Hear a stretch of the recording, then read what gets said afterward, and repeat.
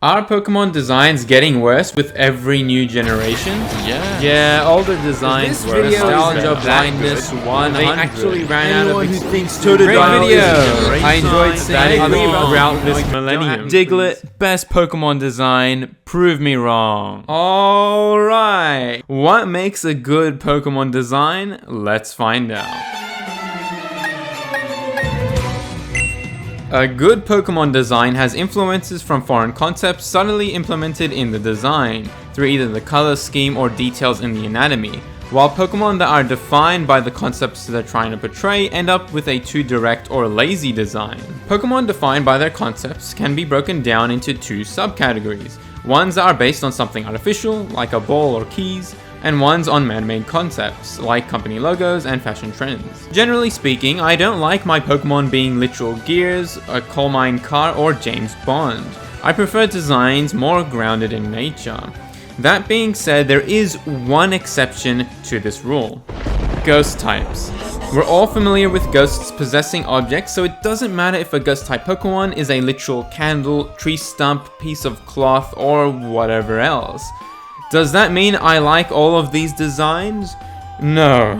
But I do have less of a problem with this than, let's say, gears with eyes or a living ice cream cone or whatever this is. That's why Aegislash's concept works, because it's a possessed sword, not a literal living sword. A good comparison is Galele and Frostlass. Both defined by their concepts. One is literally an iceberg rock thing with Ginyu spikes and eyes, while Frostlass is wearing a literal kimono. The reason why Frostlass's concept works is because it's based off of a ghost that haunts the snowy mountains in Japanese folklore. Does that mean all non-ghost type Pokemon in this category suck?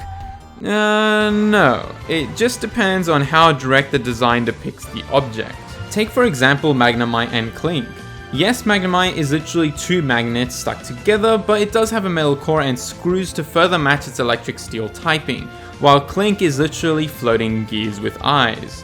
Magnemite also evolves to Magnezone. I mean, who wouldn't prefer this over Kling Clang?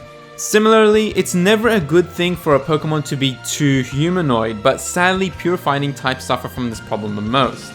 The best fighting types designs are when they are accompanied with another typing to more naturally mix it in the concept. Pokemon like Infernape, Blaziken, Lucario, and Toxicroak are all bipedal fighting types, but their other typings and the animals they're based on allows for a more natural blend of humanoid aspects into the design, instead of being a literal buff man or construction worker like the pure fighting types tend to be. Elemental types like water, grass, and fire have Pokemon with more real and animalistic features, while material types like rock, ground, and steel usually consist of more artificial design themes.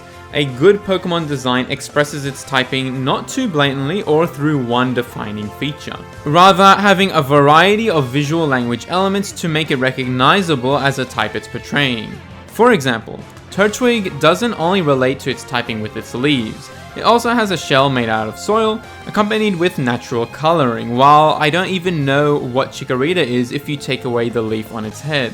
Now, most Pokemon have a design item directly relating to their typing. It's only bad when it's the only aspect of its design.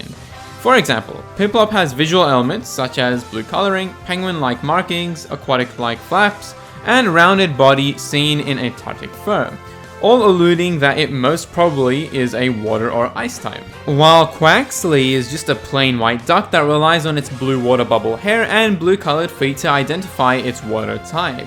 Same typing, two completely different approaches to express it. Now, I think the worst offenders of this are fairy types, as they all aren't actual fairies, which leads many to rely on defining artificial factors such as ribbons, pink coloring, or looking like some Disney cartoon character. Though I get that fairy types are meant to be the opposite of dragon types, which usually have a more aggressive and reptilian look, so it's probably just preference. I'm breaking down a Pokemon's coherency into 3 different subcategories: coherency in anatomy, other forms, and its stats.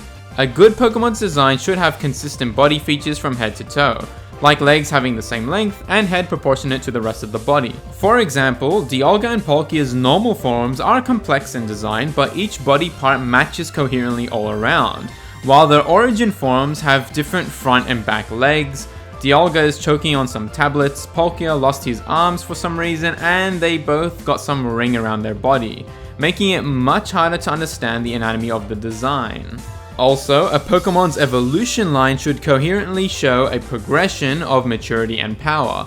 This is usually the case for evolutions caused by leveling up, though there are a few exceptions, like when a Pokemon evolves with an item or has a split evolution line. This allows for less conventional designs, which is why the Gen 4 final evolutions of all the Pokemon drastically change from the original designs. They're meant to be an extreme change through the unnatural use of an item, hence why you can basically see the Protector's item shape and colors in Rhyperior. They're basically permanent Mega Evos but minus the steroids.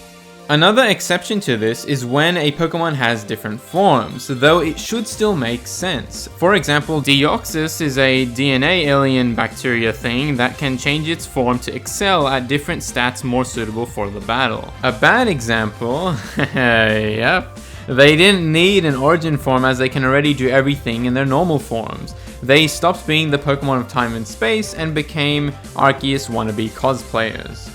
Finally, a Pokemon should easily reflect the stats that it both excels and suffers in through its design.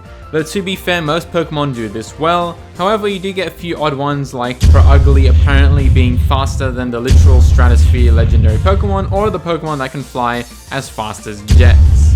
So that's what makes a good Pokemon design, and that's why Diglett is the best designed Pokemon.